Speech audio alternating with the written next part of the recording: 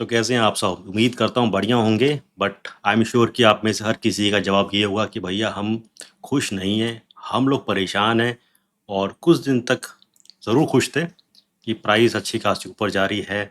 Ethereum जो है अपने ऑल टाइम हाई से महज $100 की दूरी पे पहुंचा और वहां से लड़खड़ा के वापस नीचे आ गया। और मज़े की बात यह है कि अगस्त 15 तारीख के आसपास तक जो पीटीसी ने ग्रोथ ली थी, मंथली रिटर्न जो थी उसकी, वो हो गया था नियर अबाउट 11 से 12% के आसपास। और आज की तारीख में अगर मैं बात करूँ तो नियर अबाउट -1% के आसपास चल रहा है। तो जो ग्रोथ ली थी वो पूरी धराशायी हो गई, वापस से प्राइस नीचे आ गया। अब एग्जैक्टली इस मार्केट के अंदर क्या करना चाहिए? और बीटीसी है, इथेरियम, ये बहुत इंपॉर्टेंट है। मार्केट में ऑल्ट कॉइन्स भी हैं, बहुत अच्छे खासे ऑल्ट कॉइन्स हैं, लेकिन इन अच्छे खासे ऑल्ट कॉइन्स के साथ ऑल्ट कॉइन्स की कह सकते हैं कि जो पॉपुलेशन है, ठीक है, बहुत खतरनाक हो चुकी है। ओके, तो जो व्हेल्स हैं वो कब किस ओल्ड कॉइन्स को पकड़ेंगे, कब उसमें से निकल जाएंगे, ठीक है, कब उसको साइड में कर देंगे, कभी पूछने नहीं आएंगे, ये आपको बहुत ध्यान से सोचना समझना है। कौन से ऐसे ओल्ड कॉइन्स हैं टॉप 50 में, टॉप 100 में, ठीक है, जो अपने प्रोजेक्ट्स के ऊपर वर्क कर रहे हैं, ठीक है, नई अपडेट्स आ रही हैं या जो आगे भी चलेंगे, या उनकी प्राइस भले निचली स्तर पे है लेकिन वो काफ़ी स्ट्रॉन्ग प्रोजेक्ट है, वो भागने वाला नहीं है, गायब होने वाला नहीं है। ये सारी चीज़ें बहुत इंपॉर्टेंट है, बिकॉज बहुत सारे ऑल्ट कॉइन्स हो गए हैं, चारों तरफ से हल्ला मच जाएगा कि ये जाने वाला है, ये जाने वाला है ट्विटर के ऊपर। आप और हम उसको लेते हैं, वो सारा माल बेचते हैं, उसको फिर उठा के उस कॉइन को, ऑल्ट कॉइन को कचरे के डब्बे में डाल देते हैं और हम सोचते हैं कि भाई वो कब ऊपर आएगा, कब ऊपर आएगा। वो कभी ऊपर आने वाला नहीं है, क्योंकि उनको जितनी मलाई खानी थी वो मलाई खा के निकाल के फेंक दिया, फिर किसी एक और ऑल्ट कॉइन्स को लेके आएंगे। ठीक है, तो ये कह सकते हैं ना कि ये बहुत बड़ा रैकेट है, मैं आपको बताता हूँ। ठीक है, तो आपको बहुत सोच समझ के करना है। ठीक है, बड़े बड़े जो अच्छे खासे जो ग्रुप्स हैं, सब मिलके इन सब चीज़ों के ऊपर वर्क करते हैं। ठीक है, ऑल्ट कॉइन बनाते हैं, प्रमोशन होता है, ये होता है, वो होता है, और हमारे सर पे फोड़ दिया जाता है। ठीक है, तो ऑनेस्टली कहूँगा, जो लोग क्रिप्टो के अंदर नए भी आ रहे हैं या जो इतने दिनों से कर रहे हैं, प्रॉफिट नहीं मिला है, तो ऑल आई वुड से कि focus on the strong alt coins, थोड़ा सा उसके ऊपर स्टडी करो। ठीक है, देखो क्या है क्या नहीं है, उसकी चार्ट एनालिसिस देखो, उसके सपोर्ट्स देखो। ठीक है, बॉटम गया था एकदम, उसके बाद इसने कौन सा एक सपोर्ट बनाया, कौन सा एक रेजिस्टेंस बनाया है, कहाँ पे टिका है, कितने निचले स्तर पे है, जब भी नीचे गिरा है तो उसके बाद से कितनी बार ये ऊपर उठा है कि नहीं उठा है। ये सारी चीज़ें बहुत इंपॉर्टेंट है। ठीक है, तो खैर उसके बाद उसके ऊपर अलग से हम चर्चा कर लेंगे। राइट में थोड़ा सा मार्केट का यहाँ पे माहौल देखते हैं, और माहौल देखने की शुरुआत हम थोड़ा सा यहाँ से करते हैं, जो मैं आपको ये दिखा रहा हूँ। यहाँ पे देखिए, अभी भी जो है बुल मार्केट का जो टॉप है वो लगा नहीं है। मैं इसको थोड़ा सा रिफ्रेश करता हूँ। जो भी टॉप के 30 इंडिकेटर्स हैं, उन्होंने बताया कि अभी तक जो पीक है, ये टॉप है, वो हिट नहीं हुआ है। ठीक है, ये सारे देखो यहाँ पे क्रॉस लिखा हुआ है। पहली चीज़ ये हो गई। दूसरी चीज़ हम यहाँ पे गौर फरमाते हैं कि जो मंथली रिटर्न की मैं बात कर रहा था, नियर अबाउट 1% के आसपास चल रहा है, अच्छा खासा हरे निशान के अंदर था।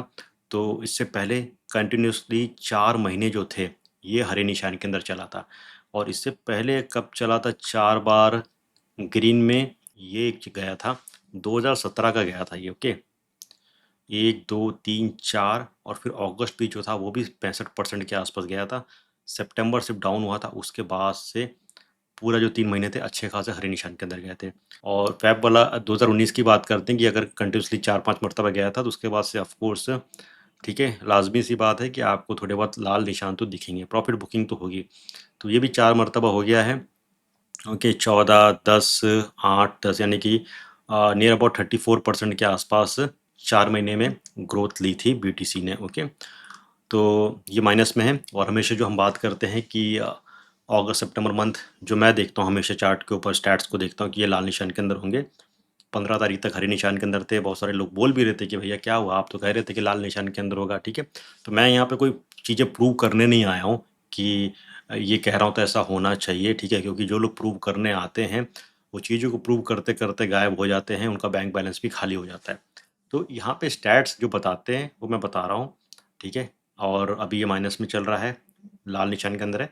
तो मैं ये दोनों मंथ को देख रहा हूँ। हो सकता है कि मार्केट काफ़ी ज़्यादा वॉलेटाइल रहा है, जैसे मैंने लास्ट टाइम भी कहा था कि आपको अगस्त हो सकता है हरा निशान में दिखे, सितंबर मंथ आपको लाल निशान के अंदर दिख जाए, या अगस्त हरा दिखे, फिर लाल दिखे, फिर हरा दिखे। तो ये दोनों महीनों को आप थोड़ा सा मर्ज आउट कर लो, और देखो ये समझ लो कि इस बीच में आपको अप डाउन्स देखने को मिलेगा। जब भी आपको एक डिप और डाउन दिखता है, इट्स एन अपॉर्च्युनिटी, आपको चीज़ों को ग्रैब करना है। अब आप ये मत बोलना कमेंट्स के अंदर कि हमारे पास तो कुछ बचा ही नहीं, ये नहीं बचा, नहीं वो बचा, तो वो भाई वो उसके पीछे तो कोई कुछ कर नहीं सकता, ठीक है?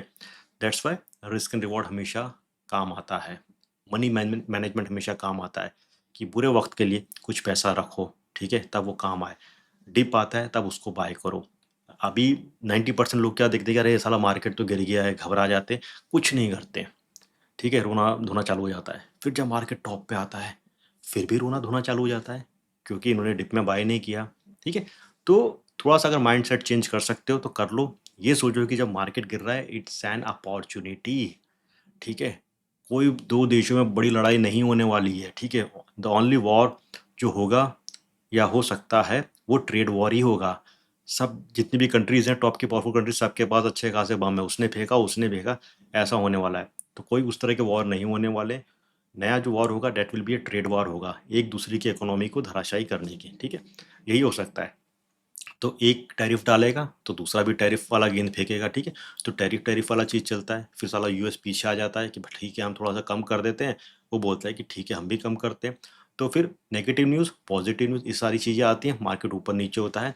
इसके अंदर आपको खेल खेलना है। मैं बहुत सारी चीज़ें आपको बताऊंगा कि सेलर क्या कर रहा है, ठीक है? और ट्रम्प के जो भी रिश्तेदार हैं वो कौन सा गेम खेल रहे हैं, वो सारी चीज़ें मैं आपको थोड़ा सा शेयर करूंगा। बट मैं तो ये कहूँगा, इन शॉर्ट जो भी लोग पूछ रहे हैं कि बीटीसी इथेरियम वॉलेट्स में क्या करना है, मैं ये कहूँगा डिप मिलता है, लो लो। मेरा टारगेट है सिर्फ अक्टूबर नवंबर, ठीक है?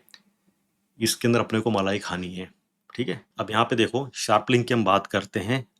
शार्पलिंग gaming acquires another 1,30,000 Ethereum lump sum valued at 600 million. Ethereum गिर रहा है, आपको अपना ऑल टाइम हाई टच नहीं किया है, उससे पहले लुढ़क के नीचे आ रहा है, नियर अबाउट अभी चल रहा है 4200 के आसपास चल रहा है, अच्छी खासी गिरावट है, ओके?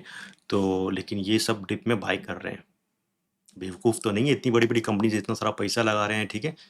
तो ये थोड़ा-सा मार्केट का माहौल ऐसे बना देते हैं कि प्राइस नीचे है तो सबको डिप में बाय करने का उनको मौका मिले। ओके, तो ये यहाँ पे बाय कर रहा है। उसके साथ ही अगर हम ट्रम्प्स वर्ल्ड लिबर्टी फाइनेंशियल की बाय करते हैं तो वो भी डिप में बाय कर रहा है। 10 मिलियन का बीटीसी उठा लिया है और नियर अबाउट 8.6 मिलियन का इथेरियम उठा लिया है, ठीक है? 4500 के रेट पे और ये 1,18,000 के रेट पे, ठीक है? तो ये लोग इतना प्लस माइनस नहीं देखते हैं, ठीक है? जो हम लोग देखते हैं ना कि हमारे जेब में साला कुछ रहता नहीं, लेकिन साला हमारी सोच बड़ी खतरनाक होती है कि एकदम हम डिप में पकड़ेंगे, एकदम टॉप पे हम बेचेंगे, ठीक है? ऐसा सोच रहता है। जेब में खीसे में पैसा नहीं है लेकिन सोच बड़ी खतरनाक रहती है, ठीक है? और सोच ही रहती है सिर्फ, लेकिन कुछ करते नहीं है। और ये लोग इतना ज़्यादा प्लस माइनस नहीं देखते हैं, ठीक है? उठा लिया माल, डिप में आया है, प्लस माइनस चलता है, क्योंकि इन लोग का विजन जो है वो लॉन्ग टर्म है। सीलर को देखो मानना पड़ेगा, शुरुआत में बहुत सारे लोगों ने उसको गरियाया था कि ये साला तो ऐसा लेके बैठा है, वैसा लेके बैठा है, ठीक है? अब देखो 77 बिलियन का मस्त प्रॉफिट उसके हाथ में है, ठीक है? जितने भी लोगों ने सेलर के इसके अंदर निवेश किया था, ठीक है? जहाँ से उसने क्रेडिटर्स थे उसके पास, ठीक है? जिन्होंने पैसा दिया कि भाई बाय कर लो, ये कर लो, सब बढ़िया-बढ़िया एकदम लबालब प्रॉफिट के अंदर है, ओके? और अभी भी वो थोड़ा बहुत बाय करते हुए जा रहा है। Then institutional BTC selling spotted. अब देखिए ईटीएफ के जितने भी इंस्टीट्यूशनल ईटीएफ प्रोडक्ट्स वगैरह हैं, ठीक है? उसमें जो निवेशक हैं प्रीमियम्स पे होता है उस पे, ओके? तो वहाँ पे बाय सेल का सिलसिला चलता रहेगा। इसका बोलबाला तब था जब ये नया-नया ईटीएफ वगैरह आया था कि बीटीसी का ईटीएफ लॉन्च हो गया, ठीक है? आर्क वाले आ रहे हैं, बिटशेयर्स वाले आ रहे हैं, ये सारे आ रहे हैं, तब इसका दमखम था। अभी तो देखो ये सिंपल सा चीज़ है, ठीक है? मार्केट ऊपर आएगा, थोड़ा बहुत सेल करके प्रॉफिट करेंगे, बिकॉज़ इनको प्रॉफिट भी तो देना है, ठीक है? तो फिर नीचे आएगा, फिर वापस से बाय करेंगे। तो ये चलता रहेगा। इसमें मेरे हिसाब से इसके ऊपर ज़्यादा फ़ोकस करने की आपको ज़रूरत नहीं है अभी। अब हाँ, जैसे मैं बता रहा था कि एरिक ट्रम्प, ओके, कि उसने कहा कि साला बाय द डिप करो, ठीक है? और लोगों ने टॉप पे बाय किया, ठीक है? उन्होंने अपनी शॉर्ट ओपन करके रखी थी और प्राइस नीचे आ गया। शॉर्ट में प्रॉफिट हो गया, प्राइस नीचे आ गया। अब नीचे जब आता है वापस से ये लोग माल उठाया, जो मैंने आपको लास्ट ट्वीट के अंदर बताया कि ट्रम्प लिबर्टी फाइनेंशियल जो उसने बाय किया। तो इस हिसाब से गेम खेलता है, ठीक है? तो ये तो बहुत खतरनाक व्यक्ति है एरिक ट्रम्प, इससे तो सावधानी रहना चाहिए। अब आ जाते हैं सेलर की हम बात करते हैं, ठीक है? तो सेलर का ये एक आपको मैसेज दिखाता हूँ। 26 जनवरी 2025, ओके? मैसेज डाला था कि volatility is a gift to the faithful, तो यहाँ पे डालती जो कर्सर देख रहे हो ना, यहाँ पे इसका मैसेज आया था, उसके बाद से 30% मार्केट लुढ़का था। अभी ससुर ने वापस एक मैसेज डाला है, ठीक है। पहले 26 जनवरी को डाला था, रिपब्लिक डे पे डाला था। उसके बाद से इंडिपेंडेंस डे अपना, ठीक है, यानी कि 14-15 अगस्त जो है, इसके लगभग क्लोज इसने डाला। और यहाँ पे volatility is a gift to the faithful, ठीक है, यहाँ डाला है। अब यहाँ से ऑलरेडी प्राइस तो गिरा हुआ है। अब क्या ये साला वापस से रिपीट करेगा? ये हिंट दे रहा है, क्या दे रहा है समझ नहीं आ रहा है। लेट मी नो कि यहाँ से इतना गिर सकता है, इतना गिर सकता है। आप लोग कमेंट करके बताइए, ठीक है। मैंने बस यहाँ पे बता दिया है कि साला कौन कौन सा यहाँ पे गेम चल रहा है, वेयर बिटकॉइन कैन गो, ठीक है। तो टेक्निकली स्पीकिंग अगर मैंने बताऊँ तो ह्यूज वॉल्यूम गैप है, नियर 1,12,000 1,10,000 के आसपास ये, ठीक है। तो यहाँ कहीं जा सकता है, ठीक है, टच कर सकता है। एंड ये देखो इंपॉर्टेंट, बहुत इंपॉर्टेंट सपोर्ट है। अगर इस चार्ट को मैं आपको बड़ा करके दिखाता हूँ, आप देखो, ये सपोर्ट था, ये सपोर्ट था, उसको तोड़ा तो यहाँ धड़ाम से गिरा, फिर वापस से ये सपोर्ट पे संभला। अभी ये सपोर्ट पे एकदम अच्छा खासा लाल कैंडल बना हुआ है, 1,15,200 के आसपास राइट नाउ चल रहा है, ठीक है। तो ये अगर टूटा तो इसको सीधा एक जो सपोर्ट मिलेगा 1,12,000 के आसपास मिलेगा, ठीक है। तो चीज़ें तो वैसे यहाँ पे बेरिश हैं, ठीक है। शॉर्ट वगैरह मार के अच्छा खासा मलाई यहाँ पे खाया जा सकता है, ठीक है। अगेन इन सब चीज़ों के ऊपर मैं अलग से आपको एक, हो सकता था ऑल्ट कॉइन्स के ऊपर एक लाइव सेशन करेंगे, जहाँ पे आपके माइंड में जो ऑल्ट कॉइन्स है, आपके जो ऑल्ट कॉइन्स है, उनके ऊपर आप थोड़ा सा एनालिसिस करवाना चाहते हैं तो लाइव के अंदर आ जाना, तो हम लोग उसको फटाफट कर लेंगे, ठीक है। रादर देन मैं अपनी बताऊँ, ठीक है, कि ये करना है वो करना है, आप अपने बताओ आपके पोर्टफोलियो में क्या है, तो उसके ऊपर हम लोग एक अच्छा खासा सेशन कर लेंगे, ठीक है। उसके साथ ही जो लोग फॉरेक्स के अंदर ट्रेड करना चाहते हैं तो भैया टेलीग्राम पे आ जाइए, वहाँ पे सारी डिटेल्स आ रही हैं, उसकी मैंने शेयर किया है। और एक और इम्पॉर्टेंट चीज़ है, देखो फॉरेक्स में ट्रेड करना ये बड़ी बात नहीं है, लेकिन कहाँ ट्रेड करना है, इट्स वेरी इंपॉर्टेंट। ओके, सबसे पहली चीज़ प्लेटफॉर्म तो देखो कोई भी दे देगा, और नॉर्मली फॉरेक्स के ट्रेड के लिए आपको MT4 MT5 वगैरह चाहिए, ऐप चाहिए, जो आप एंड्रॉयड और आईफोन वगैरह पे डाउनलोड कर सकते हो। ओके, उसके अंदर बस आपको यूज़र पासवर्ड और सर्वर का डिटेल्स डालना पड़ता है, जो भी प्लेटफॉर्म को आप फॉलो कर रहे हैं। मेन इंपॉर्टेंट चीज़ ये आती है कि जो भी आपका ब्रोकर है, वो स्प्रेड कितना दे रहा है, बाय और सेल के बीच में स्प्रेड कितना है। स्प्रेड जितना कम होगा आपके लिए उतना ज़्यादा बेनिफिट रहता है, क्योंकि ये जो स्प्रेड होता है इट्स नथिंग बट ये उनकी ब्रोकरेज फीस होती है। ओके, तो आप जब भी एक कोई भी ऑर्डर पोजीशन ओपन करोगे, तो आप पहले तो एकदम माइनस में आएगा आपका, ठीक है, वो उनकी ब्रोकरेज हो जाती है। उसके बाद से आप प्लस में होगे या माइनस में होगे, depending upon the market movement. तो जितना वो कम होगा स्प्रेड, उतना आपको अच्छा रहेगा। उसके साथ ही डिपॉजिट विड्रॉवल, डिपॉजिट में तो कोई प्रॉब्लम नहीं रहती है, सारे प्लेटफॉर्म्स डिपॉजिट आसानी से करते हैं। मेन चीज़ आता है विड्रॉल का। अब मैं आपको जो प्लेटफॉर्म मैंने शेयर किया था इन्वेस्टलो टेलीग्राम के ऊपर, इसकी खासियत ये है कि अपने मुंबई, अहमदाबाद, यहाँ पे सबसे ज़्यादा फॉरेक्स की ट्रेडिंग होती है, और ये जो इन प्लेटफॉर्म को यूज़ करते हैं, इन्वेस्टलो को यूज़ कर रहे हैं। मेन चीज़ ये है कि विड्रॉल्स में कोई प्रॉब्लम नहीं है, कभी भी आप विड्रॉल डालो आ जाएगा। कैश चाहिए, बैंक में ट्रांसफ़र चाहिए, वो सारी चीज़ें आ जाएंगी। क्रिप्टो में चाहिए, वो सारी चीज़ें आ जाएंगी, ठीक है। तो उसमें कोई इशू नहीं है, ठीक है। और स्प्रेड काफ़ी कम रहता है, तो जिन लोगों को ज्वाइन करना है वहाँ पे जा सकते हैं, ज्वाइन कर लेना। और डिस्क्रिप्शन के अंदर भी मैं लिंक दे दूंगा, उसको भी क्लिक करके ज्वाइन कर सकते हैं।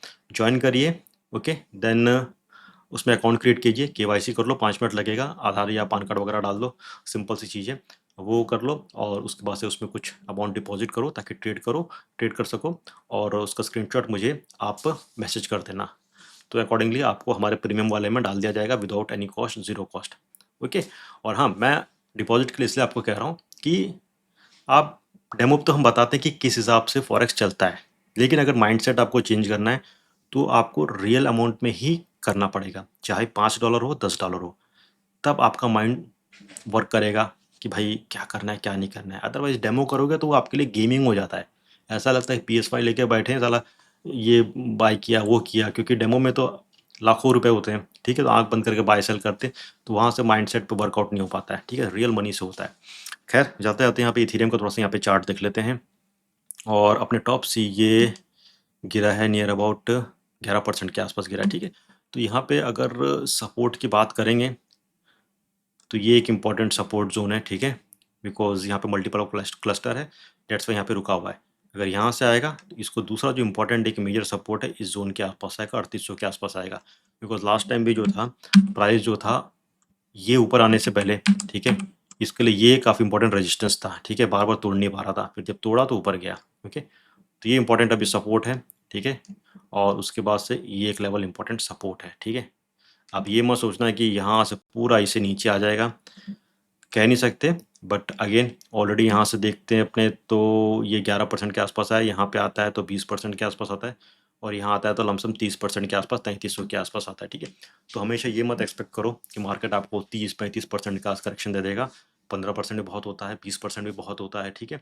तो ये जो बेंचमार्क्स है इनमें कुछ ना कुछ उठाने की कोशिश करो। और बीटीसी की अगर मैं बात करता हूँ, ये टॉप था, उसके बाद से ये टॉप मारा, ओके, और यहाँ से कितना गिरा ये 7.5% के आसपास गिरा है, और ये यहाँ तक अगर आता है तो 20% होता है, यानी कि 1 लाख के आसपास। तो अगर मार्केट सपोज करो ये जो इम्पोर्टेंट जोन है, ठीक है, मैं ये बता रहा हूँ आपको, 1,12,000 या 1,11,000 के आसपास, ये इंपॉर्टेंट इसलिए कि ये सपोर्ट है, और उससे पहले ये रेजिस्टेंस रह चुका है, ये रेजिस्टेंस था, ये रेजिस्टेंस था, ये रेजिस्टेंस था, ठीक है। दैट्स वाई ये इंपॉर्टेंट एक सपोर्ट जोन है। हो सकता है कि प्राइस यहाँ पे आए, यहाँ से बाउंस बैक ले, ठीक है, काफ़ी पॉसिबल है। लेकिन अगर ये यहाँ तक आता है, इन केस मैं आपको बताता हूँ, ये जोन के आसपास अगर आता है तो ये यहाँ पे क्या बनता है, एक डबल टॉप इस हिसाब से बनता है, ओके। ये फिर अगर यहाँ से ब्रेकआउट होगा तो इस जोन के आसपास आपको देखने को मिलेगा। तो अगर अगस्त अभी बचा हुआ दिन है, ठीक है, आज 18 तारीख है, 12 दिन यहाँ पे बचे हैं, सितंबर के 30 दिन बचे, 42 दिन के आसपास यहाँ पे वक्त है।